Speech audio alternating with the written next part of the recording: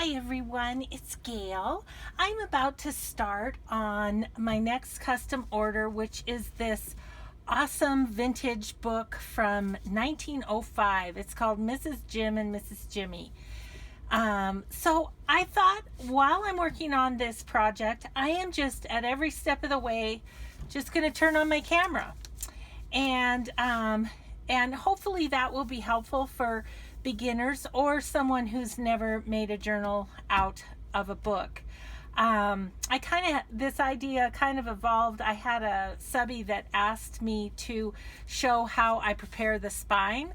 So I was getting ready to film that, and I thought, I think I'm just going to go kind of every step of the way and just film, not the whole thing, but parts of each step as I go along. So let's talk about the spine. The way that I do the spine, and again, there's probably lots of ways to do it. I am just going to share mine with you.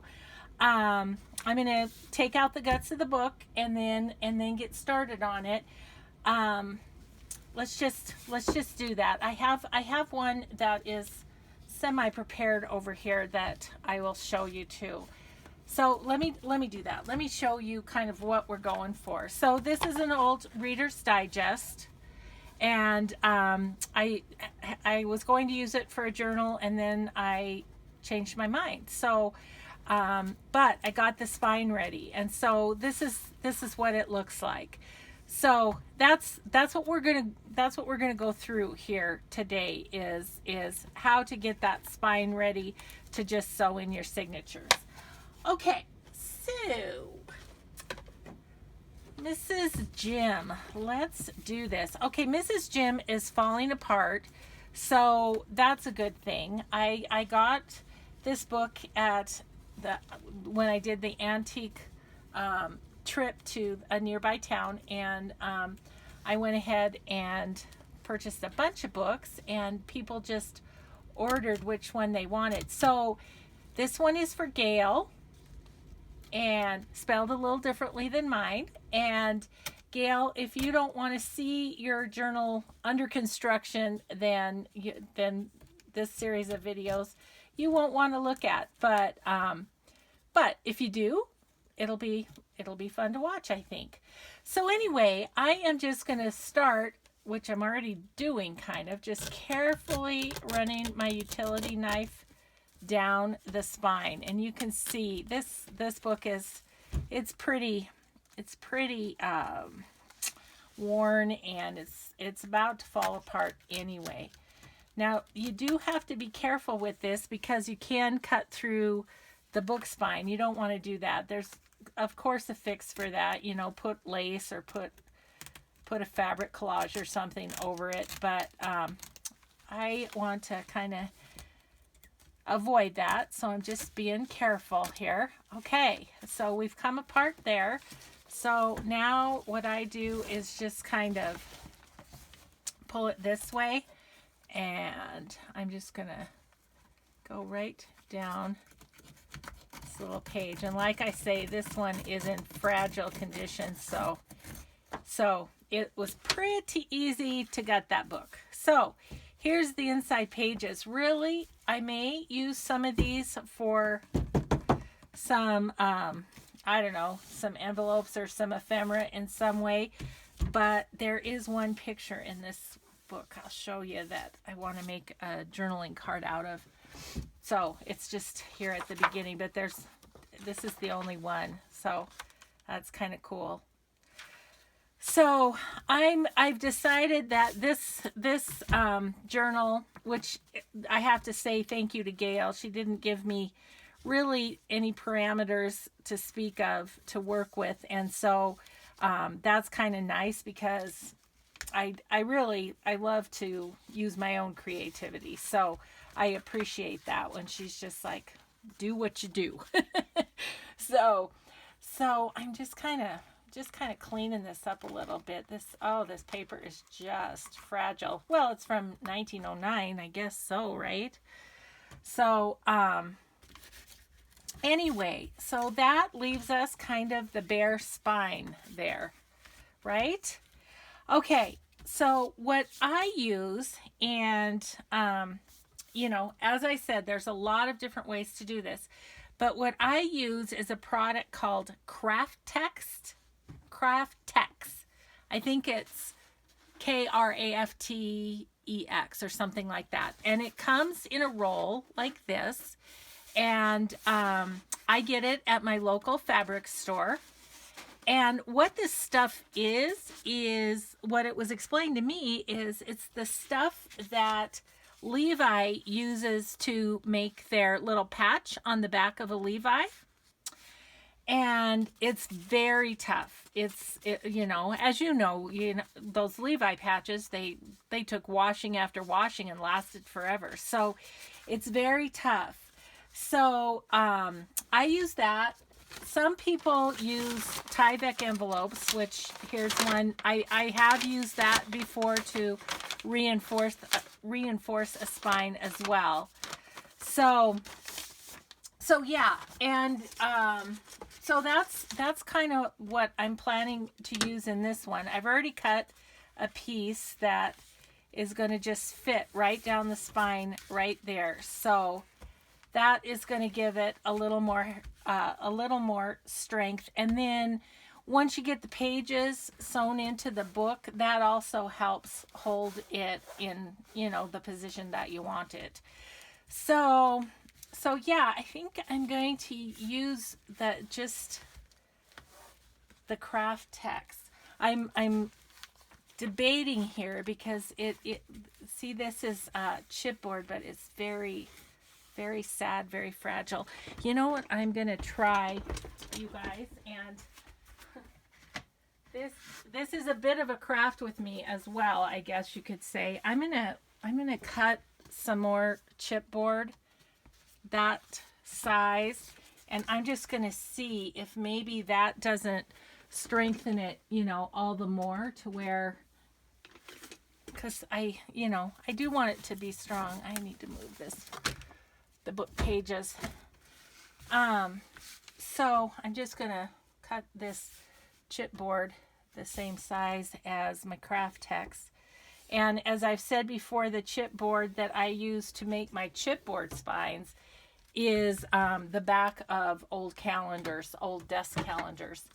So get out my handy dandy We'll Cut Anything Fiskars here, and we'll just, I don't know that I'm going to use it, but I want to try it just to see if it feels like it's going to give it a little more stability. So again, I mean, I'm doing this as a tutorial of sorts, or a craft with me, I guess, but you know, I don't have necessarily a set in stone procedure for every single book cover, just because you just don't know what you're going to run into. You know, once you take out the pages, that'll tell you how, you know, how fragile the spine is and what you need to do. So if I put in that and this,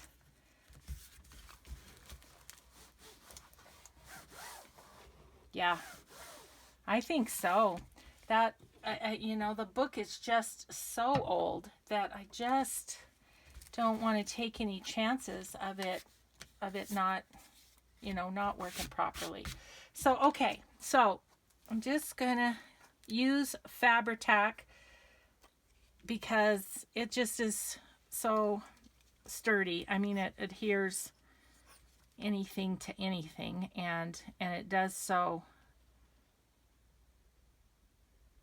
with a lot of strength. I'm just going to go right down the middle because I'm intending 2 signatures in this journal. So I'm just going to lay that in there. I hope I'm somewhat in camera. My camera's at kind of a weird angle, so I can't really see it without standing up. So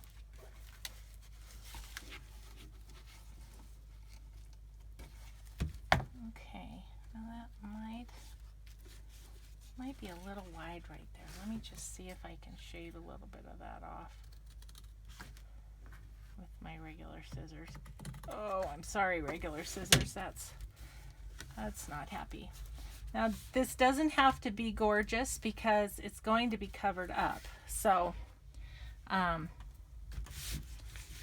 it just needs to be serviceable. It needs to be sturdy. Okay. Yeah, because here the craft text, as you can see, it's thin. It's super tough, but it's thin. And I just kind of wanted to build that spine up to be the same depth of the pages, if that makes sense. So now we're just gonna put on the craft text, and again, I'm just gonna give it a little Fabri-Tac and pop it on there. Okay. Just gonna go just like that. And give that a little smush to stay down. And now, as you can see, there's kind of gaps there, but that's good because that helps our book to. So now, you guys, that is good and strong. You can kind of see as I fold the pages in it that's gonna hold. So great. Okay, so the next step I would do, get my sleeves pulled up here, and I am gonna cover with the paper. So let me grab my little cutter here, and then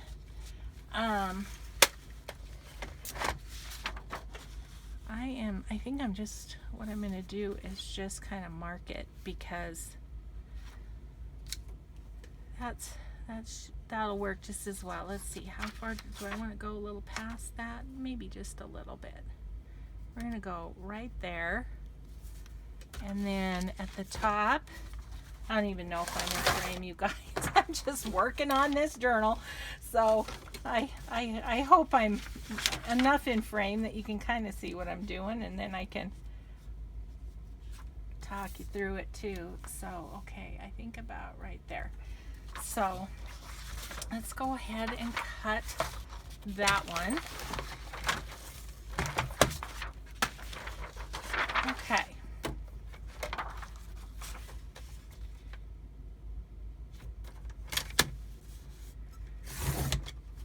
This book is small enough that I'll get both covers out of one sheet of paper, so that's kind of nice too. You guys, I have to apologize. My last two videos, I coffee dyed all day on Monday, and my hands are a mess.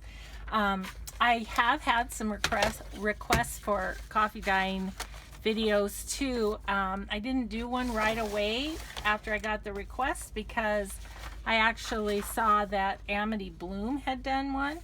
So you might check hers out, but I think I might do one. I think I have some hints and tips that might be helpful to you. So I'll get that done one of these days. But okay, for now, we're good on that. I think I'm gonna use my Aleene's to put down that paper, because that will work just fine. And then I'm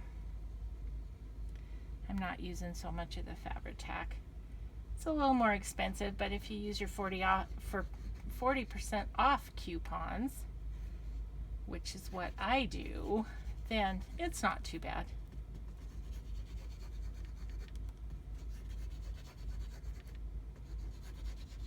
I'm excited to make this journal. I had done, as if you watch my channel, you've seen that I did 2 nature journals in a row, and which was great. I had a lot of fun doing both of them, but I'm kind of excited to switch themes, you know, do something a little bit different. So yeah, I like that paper. That paper goes perfectly with the cover. Really nice. Really nice. Okay, so then I'm gonna mark this side. You know, if I had a bigger table, I always think I need more room, but if I needed more room, I'd clutter it up with all this stuff I'm working with anyway. So Oh, I think I'm probably good how I am. Okay, so then we'll cut this one. Well, that one's kind of drying. That's popping on there very nicely. Okay, so let's go this way and save a bigger chunk of paper. You know, another bit of paper for Frankenpaper. I have really enjoyed making those, so I have to thank Nick the Booksmith for that little tutorial on using up your scraps with Frankenpaper. That has been all kinds of fun. I've really enjoyed it. So I'm not going to use any in this book though, because I've used it in my last two books. So, you know, time to move on a little bit, and I'll come back to it as I have a bunch made. I actually, my granddaughter was in my craft room a couple weekends ago, and what are we gonna do, Nana? And I said, you know, I am kind of enjoying making this Frankenpaper, so should we give that a try? And oh my gosh, she did great. She made a piece with all kinds of Valentine leftover pieces of paper, and so yeah, so she had a good time doing it, and it was great. I worked on the ones that I used in my last journal, my journal for Shanna. Okay. Okay, so I was thinking of using this lace down the spine, but it's not quite wide enough to cover up those edges. So excuse me while I dig in my box that has all of. Okay, I'm just going to bring it over and you can see the process, because goodness sakes, this is always what happens. I think I've got what I want, but I don't. Okay, don't judge the amount of lace that's in here because it's a little crazy. Oh, that's kind of fun. You know, that's different. Let's do that. Look at that. Picked it right off. Oh, sorry. I just killed my camera. I'm so sorry. Oh my goodness. Yes, these are true to life, real life adventure type of videos. And I appreciate you guys and all of your nice comments about that you think they're fun, because they're just real. Look, isn't that going to be cool? That's going to be cool. Okay. Yay. I haven't used this. I got this, you guys. I got this at Hobby Lobby, I think, in the like the gardening section stuff. I don't know.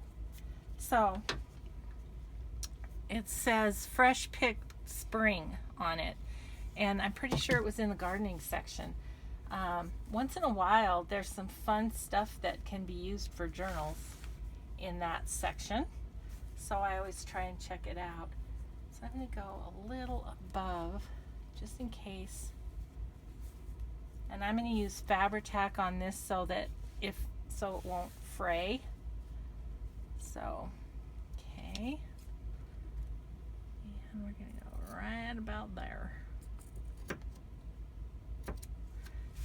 Okay.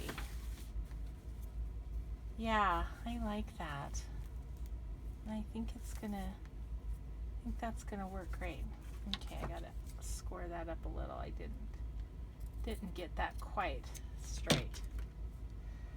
I'm not a perfectionist, but I'm also not sloppy.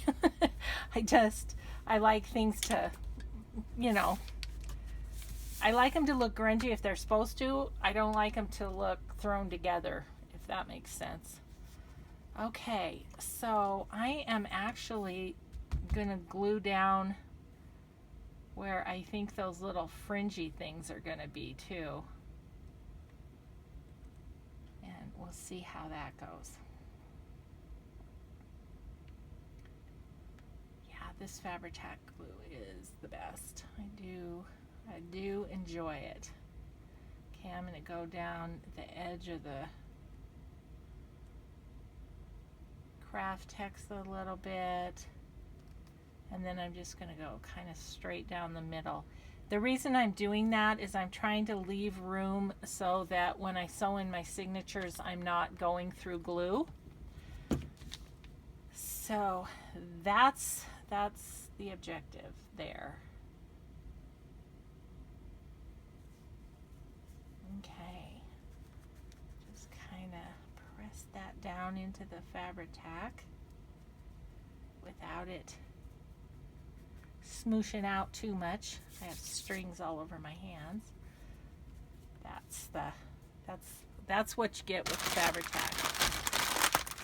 And it's starting to squish out a little bit at the bottom, so I'm just going to grab that off.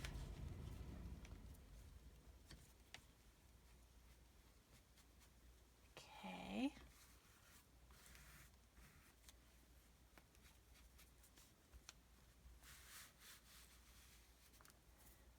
Yeah, that's good because I just want those little edges to be caught in the glue a little bit.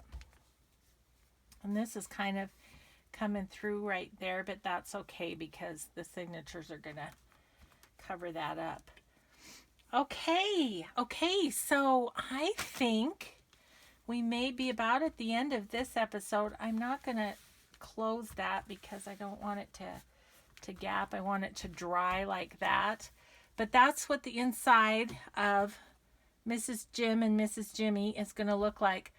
I'm not particularly crazy about this part of the spine, so I think I'm going to put rosettes or something, or lace, something over the outside. I'm just going to stitch my signatures in, which we'll see in another episode, because I'm just going to continue to film the process of making this junk journal out of this vintage book. So our cover is ready. Isn't that awesome? Thank you so much, everybody, for watching, and we'll be back next time. We'll pick out the papers and start working on the signatures. Thanks, everybody. Have a great day. Bye-bye.